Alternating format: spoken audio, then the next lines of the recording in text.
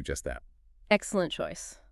This movie isn't just a horror flick, it's a masterclass in slow burn suspense. And it plays on some very real anxieties that were running rampant in the 80s. Okay, so for starters, can you give us a quick rundown of the plot for anyone who might not be familiar with the film? Absolutely. The House of the Devil follows Samantha Hughes, a college student who's desperate for cash. She takes on a babysitting job from this older couple, the Ullmans. That seems a little strange from the get-go. Little does she know she's stepping into a nightmare fueled by a satanic cult. Ooh. Okay, so right off the bat, we've got financial struggles, creepy old couples, and satanic cults. Sounds like a recipe for a good time, right? Yeah. But you mentioned that the film taps into some real-life anxieties from the 80s. Can you elaborate on that? You bet. To really grasp the horror of the House of the Devil, we need to talk about the satanic panic. Think of it like the QAnon of the 1980s. It was this wave of fear about supposed satanic cults infiltrating society, kidnapping kids, performing rituals, you name it. The media went wild with it, and it created this atmosphere of paranoia and distrust, particularly towards anyone who seemed a little different. Wow, so this was a legitimate fear for people back Oh, then. absolutely. People were genuinely terrified, and the House of the Devil brilliantly uses that pre-existing fear to ramp up the tension. It plays on those very real concerns, making the audience wonder, what if this actually happened? It's like the film is holding a mirror up to society Yeah. and saying, this is what you're afraid of. Now let's see how you handle it. Yeah. Exactly. Now, remember how we talked about Samantha's financial struggles? That's no accident. Many people who were drawn into cults during the Satanic Panic were often those who felt isolated, vulnerable, and desperate for a sense of belonging, just like Samantha. That's a really interesting point. So the film isn't just about scares, it's also making a statement about how easy it is to exploit people who are already in a vulnerable position. Precisely. Now let's talk about the film's director, Tia West. He's a master of slow burn horror. Think of it like the difference between a sprint and a marathon. Most horror films are like sprints all about the quick jump scares. But The House of the Devil is a marathon slowly building tension and dread over time until you're practically gnawing your fingernails off. That's a great analogy. So how does Ty West actually build that slow burn tension in the film? Yeah. What are some of the techniques he uses? Well, for one, he relies heavily on atmosphere and suggestion rather than explicit gore. He uses a lot of long takes which draw you into the scene and make you feel like you're right there with Samantha. He also pays incredible attention to sound design, using music and sound effects to create an unsettling and eerie mood. You know, you mentioned in your notes that you were fascinated by how West uses the 80s aesthetic to enhance the film's horror. Can you tell us more about that? Absolutely. Wes went to great lengths to recreate the look and feel of 80s horror films. The grainy film texture, the vintage clothing and props, the synth-heavy soundtrack, it's all there. It's like stepping back in time, but in the best, most terrifying way possible. And this deliberate choice does more than just evoke nostalgia. It actually plays a crucial role in amplifying the horror. How? By referencing classic horror films from that era, like Halloween and Rosemary's Baby West taps into our collective memory of those films. It's like he's saying, remember how scared you were watching those movies? Well, get ready for round two. He's playing with our expectations, using those familiar tropes to create a sense of unease and dread that feels both familiar and new at the same time. That's really clever. It's like he's using our own nostalgia against us. Exactly. He's a master manipulator, Yeah. that Tia West. And speaking of manipulation, let's talk about the film's characters. Particularly the Ullmans. This seemingly harmless older couple is a fantastic example of how West uses seemingly ordinary characters to create a sense of unease. Oh yeah, the Ullmans are seriously creepy. Every time they're on screen, you just know something's not right. Right. Tom Noonan and Mary Warrenoff, who play Mr. and Mrs. Ullman respectively, give these subtly unsettling performances. Mr. Ullman, with his towering presence and almost too gentle demeanor, is like a wolf in sheep's clothing. And then there's Mrs. Ullman with her cryptic smiles and veiled threats. She's a master of passive aggression. It's like they're both playing this twisted game with Samantha, and we're just waiting for the other shoe to drop. And that's exactly what keeps us hooked. We're constantly trying to figure out what their true intentions are, what's lurking beneath their seemingly polite facade. They're a brilliant example of how West creates psychological terror through suggestion and ambiguity. And let's not forget about our protagonist, Samantha. She's not your typical scream queen. What did you make of her character? What's fascinating about Samantha, played by Jocelyn Donahue, is that she's not just a helpless victim, she's resourceful, she's trying to make the best of a bad situation, and you can't help but root for her even as she makes some questionable choices. Yeah, you can really sense her desperation. She's struggling to make ends meet. She's feeling isolated from her friends. Mm. And that makes her all the more vulnerable to the Ullman's manipulation. In a way, she represents that broader sense of vulnerability that we were talking about earlier, the kind that made people susceptible to the fear-mongering of the satanic panic. Absolutely. Now, there's one scene in particular that I think perfectly encapsulates Samantha's vulnerability and the film's mastery of slow burn tension, what I call the pizza scene. Okay, tell me more about that. I know in my notes I marked it as one of the scenes that really stuck with me. In this scene, Samantha is alone in the house and decides to have some of the pizza that was ordered earlier. Seems harmless enough, right? But Wes uses this simple act to create a sense of creeping dread that's just masterful. How so? Pay attention to the camera angles. Wes uses a low angle, making Samantha look small and vulnerable in the frame. The sound design is also crucial here. He amplifies the sound of her chewing, making it almost grotesque and unsettling. And then there's the fact that the pizza itself has been tampered with, which she doesn't realize until later. It's a brilliant example of how Wes turns something as mundane as eating pizza into a moment of pure dread. Wow. I never thought about it that way. It's amazing how much you can do with such a seemingly simple scene. Right. And it's not just about the scare factor. It also highlights Samantha's increasing isolation and the sense that she's consuming something that's been tainted, both literally and metaphorically. So we've got a vulnerable protagonist, Yes. a creepy older couple with a hidden agenda, and a director who's a master of manipulating our expectations. I'm starting to see why this film is considered a modern horror classic. And we've only just scratched the surface. There's so much more to unpack, from the film's shocking reveals to its haunting ending. Well, you know what that means. Buckle up, listeners, because we're diving even deeper into the House of the Devil when we come back. Welcome back. Now, before the break, we were discussing how Teo West uses everyday objects and actions to create a sense of dread. And I think another scene that really highlights this is the one with the record player. You know, where Samantha puts on a record while she's alone in the house? Oh, yes. That scene gave me chills. It's like you're waiting for something to jump out at her any second.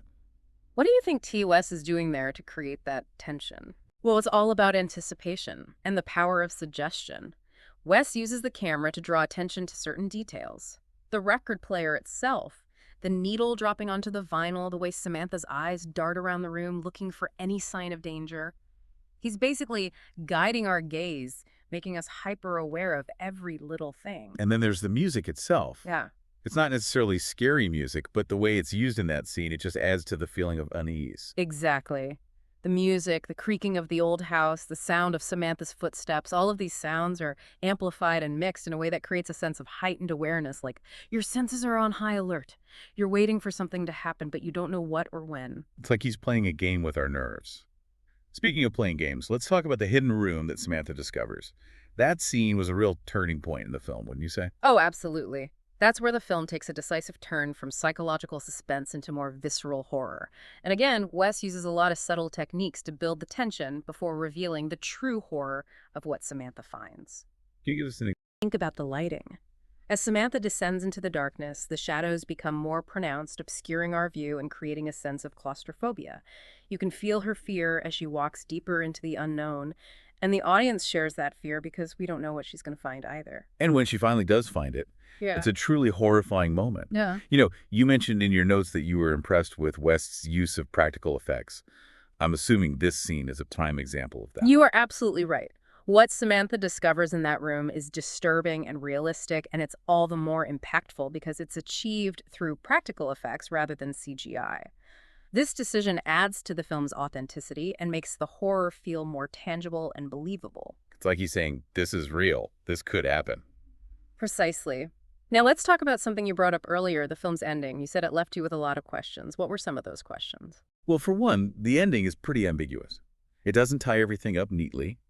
It leaves you wondering what happened to Samantha, what the true extent of the cult's plan was, and whether there are other victims out there. That ambiguity is intentional, and it's one of the things that makes the ending so effective. It doesn't offer easy answers. It forces you to think about what you've just witnessed and draw your own conclusions. So it's not a typical happily ever after ending. Not at all. In fact, I think it's more accurate to say that it leaves you with a sense of dread, a feeling that the horror might not be over, that it could be lurking just around the corner. It's almost like the film is saying that sometimes the scariest things are the ones we can't explain, the ones that leave us with more questions than answers. That ties back into our discussion about the Satanic Panic. Think about it. The fear wasn't just about the supposed cults themselves, it was also about the uncertainty. The idea that there were unseen forces at work, that something sinister might be lurking just beneath the surface of everyday life. It's that fear of the unknown, the things that go bump in the night. The House of the Devil definitely plays on that fear, but it also does something else that's really interesting. It makes us question our own perceptions. Like, are we really seeing what we think we're seeing, or are we being manipulated? You hit the nail on the head. The film constantly plays with our expectations. It makes us question the reliability of what we're seeing and hearing, and that uncertainty adds another layer of psychological terror to the experience. So it's not just a scary movie. It's a movie that makes you think. And that brings us to something you mentioned earlier, the film's cultural context. We talked about the Satanic Panic, but I'd love to dig a little deeper into how those anxieties from the 80s might still be relevant today. Great point. While the specific fear of satanic cults might have subsided, I think the anxieties that fueled the Satanic Panic are still very much alive today, just in different forms. What do you mean? Well, think about the spread of conspiracy theories online, the distrust of authority figures, the fear of hidden agendas. These are all themes that were present during the Satanic Panic, and they're still very much a part of our cultural landscape today. It's like history repeating itself, but with a modern twist. Exactly. And The House of the Devil, with its themes of paranoia manipulation and the fear of the unknown, feels incredibly relevant to our current moment. It's a reminder that fear is a powerful tool that can be used to control and manipulate people both individually and collectively. So even though the film is set in the 80s, it has something to say about our world today. It's a reminder to be critical of the information we consume, to question what we believe, and to be wary of those who might seek to exploit our fears. You're absolutely right. And that's one of the things that makes The House of the Devil such a powerful and enduring film. It's not just a scary movie. It's a movie that makes us think about the world around us, about the nature of fear, and about our own vulnerability to manipulation. It's a film that gets under your skin and stays with you long after the credits roll. Now, before we move on to the legacy of The House of the Devil, I'm curious to hear what really stood out to you about the film Listener's Name. What scenes or themes resonated with you the most? It's been fascinating hearing your thoughts, Listener's Name. It's clear that The House of the Devil really got you thinking, and that's what makes it such a great film. It's not just about the scares, it's about the ideas, the atmosphere, the way it makes you question what you think you know. Exactly. Now, we've talked a lot about how The House of the Devil plays on our fears and anxieties, both from the 80s and those that are still relevant today. But what about the film's impact on the horror genre itself? I know you mentioned that it sparked a whole revival of retro horror. Oh, absolutely. The House of the Devil was a game changer. It showed that audiences were hungry for a different kind of horror, one that emphasized atmosphere, suspense, and psychological terror over jump scares and gore. So it was like a return to the roots of horror, back to the days of films like Halloween and Rosemary's Baby. Precisely. And it wasn't just about the aesthetics, it was also about the storytelling. The House of the Devil reminded filmmakers that sometimes the most effective scares are the ones that are implied, the ones that linger in the shadows and let the audience's imagination fill in the blanks. You could definitely see its influence in films like It Follows and The Witch, both of which create a sense of dread and unease without relying on excessive violence or special effects. Right. Those films, along with many others in the modern horror landscape, owe a debt to The House of the Devil for paving the way and showing that audiences were ready for a more sophisticated, nuanced approach to horror. And it's not just about those specific films. It's about the overall trend in horror towards a slower, more atmospheric style. It's like The House of the Devil helped to legitimize that approach to show that slow burn horror could be just as effective, if not more so, than the more in-your-face style of slasher films. I couldn't agree more. It's a testament to Ty West's talent and vision that he was able to create a film that was both commercially successful and critically acclaimed, a film that not only terrified audiences but also inspired a whole new generation of filmmakers. It's really remarkable when you think about it. A film made on a relatively small budget with a retro aesthetic managed to shake up the horror genre and leave a lasting impact. And it all comes back to those core elements we've been discussing: the slow burn tension, the psychological terror, the exploration of real-world anxieties, and the masterful use of atmosphere and suggestion. Exactly. The House of the Devil is a masterclass in horror filmmaking, and it's a film that will continue to be studied and admired for years to come. So what is the final verdict? Should Right. our listener check out The House of the Devil? Absolutely. If you're a fan of horror and you appreciate films that get under your skin and make you think, then The House of the Devil is a must-see. Just be prepared for a slow burn. This is a film that takes its time to build suspense, but the payoff is well worth it. I couldn't agree more. Now, before we wrap things up, I have one final question for you, listener's name. We've talked about the film's themes of paranoia and manipulation, but do you think there's a chance, however small, that the events depicted in The House of the Devil, though fictional, could reflect a darker reality that exists just beyond our perception? That's a chilling thought, isn't it? And I think that's part of what makes horror so compelling. It allows us to confront those fears, to explore the what-ifs, to imagine the possibility of something sinister lurking just beyond the veil of our everyday reality. Well, I think we've given our listeners plenty to ponder tonight. Indeed. Remember listeners' names. Sometimes the most terrifying things are the ones we can't see, the ones that whisper to us in the shadows and make us question everything we thought we knew. Thanks for tuning in. Subscribe, review, and grab our merch at bloodshedbreakdown-merch.printify.me. Stay curious. Stay cautious.